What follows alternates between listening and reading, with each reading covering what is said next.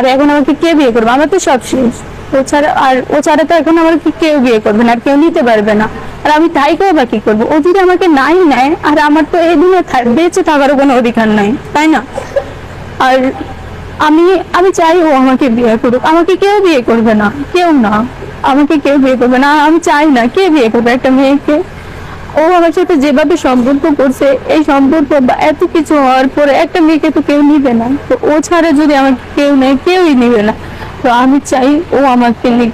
আর ও যদি নাই নেয়, তাহলে আমার বেঁচে থাকারও কোনো অধিকার নেই। আমি আত্মহত্যা করবো, বেশ আত্মহত্যা করে দুনিয়া ছেড়ে দিব। যখন ও ক্লাস 8-এ আর আমি তখন ক্লাস 6-এ, তো একদিন ও যখন ক্লাস 8-এ অ্যাডমিশন দিবে, মানে পরীক্ষা এক্সাম হয়েছে, ফাইনাল এক্সাম, তখন ওর ঘরে আমি গেছিলাম। যার পরে ও আমার সাথে ফিজিক্যাল সম্পর্কে জড়ায় গেছে। ফার্স্টে ফিজিক্যাল সম্পর্কে জড়ায় গেছে। তারপরে হচ্ছে আমি ওর সাথে আস্তে আস্তে কথা বলতে বলতে অনেক গভীরে চলে গেছি। 5.5 বছর হয়ে গেছে ওর সাথে আমি রিলেশন করি। ও আমার সাথে যতদিনই দেখা করতো, যতদিনই থাকতো, বা যতদিন ওর সাথে আমার কথা হতো, ও আমার বাড়িতে যাইতো, তখন ওর সাথে আমার ফিজিক্যাল সম্পর্ক হইতো, শারীরিক মেলামেশা সবসময় হইতো যখন ও আমার সাথে দেখা করতে যাইতো। আমি যখন ঢাকা গেছিলাম, ঢাকা যাওয়ার পরে ও তখন আমার সাথে ছিল।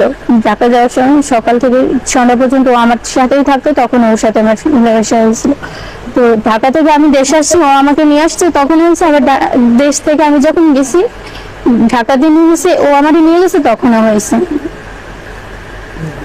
এই শারীরিক সম্পর্কে হয়েছে। আর আজকে হয়েছে মূলত ও আমাকে, আমার একটা রিপোর্ট ছিল, মেডিকেল রিপোর্ট ছিল, ওইটা নিয়ে ওর বাসায় যাইতে বলছে। বাসায় আমার মেডিকেল রিপোর্ট ছিল একটা, তো ও আমাকে বলছে যে ওইটা নিয়ে তুমি বাসায় আসো। ওদের বাসার এখানে একটা ব্রিজ আছে, ওখানে বলে যে ওইখানে যাইতে। তো আমি আমার ঘর থেকে মেডিকেল রিপোর্টটা নিয়ে ওর কাছে গেলাম। যাওয়ার পরে ও আমাকে ওর ঘরে নিয়ে গেছে।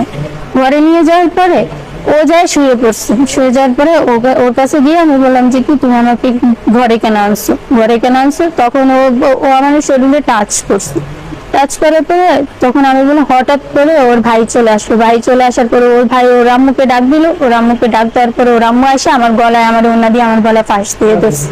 ফাঁস দিয়ে দেওয়ার পরে ওর ভাইও আমাকে মারছে, ওর আম্মুও মারছে, সবাই মারছে। পরে আমি যখন আমার বাসায় কল দিছি, ওই টাইমে আমার ফোনটা নিয়ে মেহেদি ভেঙে ফেলছে।